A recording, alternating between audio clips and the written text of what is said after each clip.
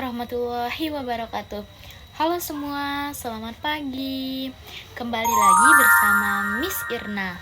Jadi, sebelum kita mulai pembelajaran, kita berdoa dulu ya. Berdoa dengan kepercayaan masing-masing. Berdoa dimulai.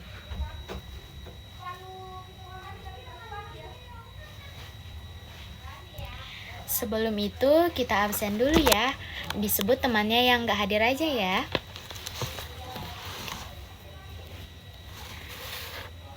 Oh, tidak ada yang tidak hadir ya? Baiklah. Selanjutnya, kita akan masuk pada materi investasi. Apa sih investasi itu? Ada yang tahu nggak? Oh iya, makasih ya. Jadi investasi adalah kegiatan penempatan dana pada satu atau lebih jenis aset selama periode tertentu dengan tujuan mendapatkan penghasilan atau peningkatan nilai. Singkatnya, investasi adalah cara kita untuk menjaga kestabilan aset yang kita miliki agar terhindar dari inflasi. Kita kan udah bahas investasi nih. Jadi aset apa aja sih yang dapat diinvestasi? Ada yang tahu nggak? Oke, jadi aset yang dapat diinvestasi untuk saat ini sangat beragam ya adik-adik. Yang pertama ada emas, tanah, deposito, reksadana, saham, obligasi, dan kripto. Tapi khusus untuk kripto kita bahas minggu depan ya. Sekarang kita bahas yang lain-lain dulu, oke? Jadi yang pertama adalah saham. Apa sih saham? Atau bagaimana sih cara kerja saham? Saham adalah bukti penyertaan modal atau kepemilikan investor terhadap suatu perusahaan. Jadi kita ibaratkan uang atau aset yang kita miliki, kita ibaratkan seperti ayam. Kemudian perusahaan kita ibaratkan seperti peternakan. Semakin besar ayam yang kita titipkan kepada peternakan, maka semakin besar pula kepemilikan kita terhadap peternakan tersebut. Kemudian, ayam yang kita titipkan ke peternakan akan dipekerjakan atau akan dikelola oleh peternakan, kemudian hasilnya dibagi bersama kita. Sebagaimana besar atau banyak ayam yang kita miliki di dalam peternakan tersebut. Baik, kita disclaimer dulu ya teman-teman. Jadi, peternakan yang kita pilih atau perusahaan yang kita pilih untuk menginvestasikan ayam atau aset kita harus kita pilih dengan baik ya. Kita lihat dulu apakah selama ini perusahaan itu untung atau rugi, karena jika rugi maka akan berimpact juga kepada kita.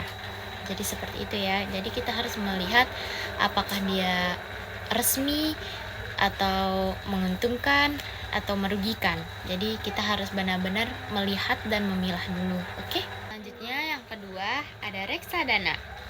Gimana sih cara kerja reksadana? Reksadana adalah wadah yang digunakan untuk menghimpun dana dari masyarakat pemodal untuk melanjutkan investasi dalam berbagai argumen. Misalnya, ibu punya ayam, kalian punya ayam, ayam-ayam kita dikumpulkan, kemudian kita mencari peternak ayam untuk mengelola ayam kita. Selanjutnya, hasilnya akan kita bagi. Seperti itu ya adik-adik. Dan yang ketiga adalah deposito. Bagaimana sih cara kerja deposito? Deposito merupakan produk penyimpanan uang yang disediakan oleh bank dengan sistem penyetoran di awal dan penarikan yang hanya bisa dilakukan dalam periode waktu tertentu. Misalnya, kalian punya ayam nih. Nah, ayam-ayam kalian titipkan ke ibu dalam periode waktu tertentu, misalnya periode waktu 5 tahun. Nah, di dalam waktu 5 tahun itu kalian gak boleh ambil ayam kalian. Kemudian ayam-ayam itu ibu rawat dan ibu gunakan untuk kepentingan perusahaan. Setelah 5 tahun, ayam-ayam kalian akan ibu kembalikan beserta anak-anaknya. Selanjutnya ada emas dan tanah. Kenapa emas dan tanah, Bu? Karena emas dan tanah sama cara kerjanya. Misalnya, kalian membeli emas atau membeli tanah, maka kalian secara otomatis sudah melakukan investasi, karena harga emas maupun tanah akan terus meningkat setiap tahunnya. Jadi sangat untung dan mudah serta tidak ribet ya teman-teman. Gak kerasa nih kita udah ada di ujung materi. Jadi yang terakhir ada obligasi. Bagaimana sih cara kerja obligasi? Obligasi adalah cara pemerintah untuk membantu kita melakukan investasi melalui penjualan surat-surat penting. Jadi misalkan contohnya seperti kalian atau ibu memberikan ayam ibu misalnya kepada negara, kemudian hal itu akan dilakukan untuk membantu perkembangan negara dalam periode waktu tertentu. Setelah periode waktunya habis, maka ayam kita akan dikembalikan beserta anak-anaknya. Singkatnya seperti itu ya adik-adik. Baik, sebelum kita akhiri, Ibu ada tugas nih buat kalian. Kira-kira kalau kalian diberikan kesempatan untuk melakukan investasi, kalian akan memilih investasi yang seperti apa? Jelaskan beserta alasannya.